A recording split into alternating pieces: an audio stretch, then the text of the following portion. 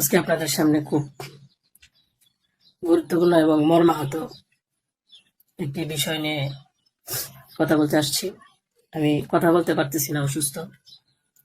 তারপরেও যদি কিছু না বলি তাহলে আপনারা হয়তো আমাকে সন্দেহ করতে পারেন। তাই আমি আমার কিছু কথা আপনাদের সাথে শেয়ার করার প্রয়োজন মনে করলাম। বিষয়টা হচ্ছে যে আপনারা দেখতে পাচ্ছেন যে সামাজিক যোগাযোগ মাধ্যমে আমাকে নিয়ে একটা বিষয় ভাইরাল হয়েছে, বিভিন্ন পত্রপত্রিকায় সেগুলো হয়তো প্রচার হচ্ছে। তো আমি আপনাদের বলবো যে এই বিষয়টার সাথে, যে বিষয়টা মেঘলা নামক একটা মেয়ে এবং আমার ছবি দিয়ে যে একটা অপপ্রচার করা হচ্ছে, অপবাদ রটানো হচ্ছে, এটার সাথে আমি কোনোভাবেই সম্পৃক্ত না। আমি এটার বিষয়ে কিছুই জানি না। আমি যদি বলি তাহলে বলবো যে এই মেয়েটা আমাদের এখানে পড়াশোনা করেছে, গত বছর পড়েছে এবং এর আগের বছরও পড়েছে। তো এর আগের বছর পূর্ণ বছর পড়াশোনা করার পরে সে আমাদের মাদ্রাসা থেকে চলে যায়।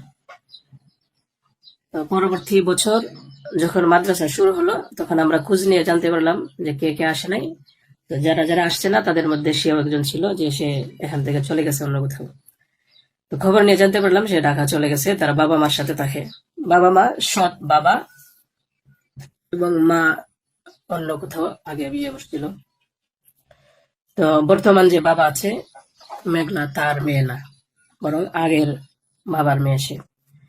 তো সে যখন ঢাকায় চলে গেল আমরা শুনলাম, তখন আমরা কিছু বলি নাই, ঠিক আছে, ঢাকায় তো পড়াশোনা বেশি হয়, তাহলে পড়ুক। আমরা আমাদের ক্লাস শুরু করে দিলাম। কিছুদিন যাওয়ার পরে দেখলাম আবার এই মেয়েটা আমাদের মাদ্রাসায় আসছে। তো আসার পরে জিজ্ঞাসা করা হলো যে কেন, কি অবস্থা, কোথা থেকে আসছো? সে বললো যে ঢাকায় চলে গেছিলাম, এখন নানা ভাই জোর করে নিয়ে আসছে আমারে। আমি আসতে চাইছিলাম না, আমাকে জোর করে নিয়ে আসছে নানা ভাই।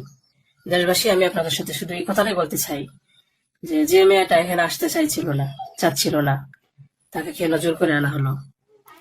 তাকে জোর করে আনার পিছনে কি কারণ ছিল বা তার কি স্বার্থ ছিল? পরবর্তীতে আমরা এটাও জানতে পারি যে এই মেয়েটা তার এই নানার সাথে রাতের বেলা ঘুমায়। সে নিজেই বলছে। কেন বলছে? যখন আমরা জিজ্ঞাসা করলাম যে তুমি হিজাব পরো না, অন্য মেয়েরা হিজাব পরে, তুমি বুরকা পরো না, অন্য মেয়েরা বুরকা পরে, কারণ তার চলাফেরা সম্পূর্ণ আলাদা ছিল। আপনারা চাইলে গ্রামে গিয়ে মাদ্রাসার ছাত্রছাত্রী যারা আছে তাদের সাথে কথা বলে দেখতে পারেন যে সে সম্পূর্ণ আলাদা ছিল। তার কোনো কিছুই আমাদের কমনের ভিতরে ছিল না, আমরা তাকে কন্ট্রোল করতে পারতেছিলাম না। তো সে এভাবে কিছুদিন থাকার পরে আমরা ভাবলাম যে হয়তো তাকে আমরা রাখতে পারবো না, কারণ আমরা তাকে কন্ট্রোল করতে পারছি না। হয়তো মেয়েটা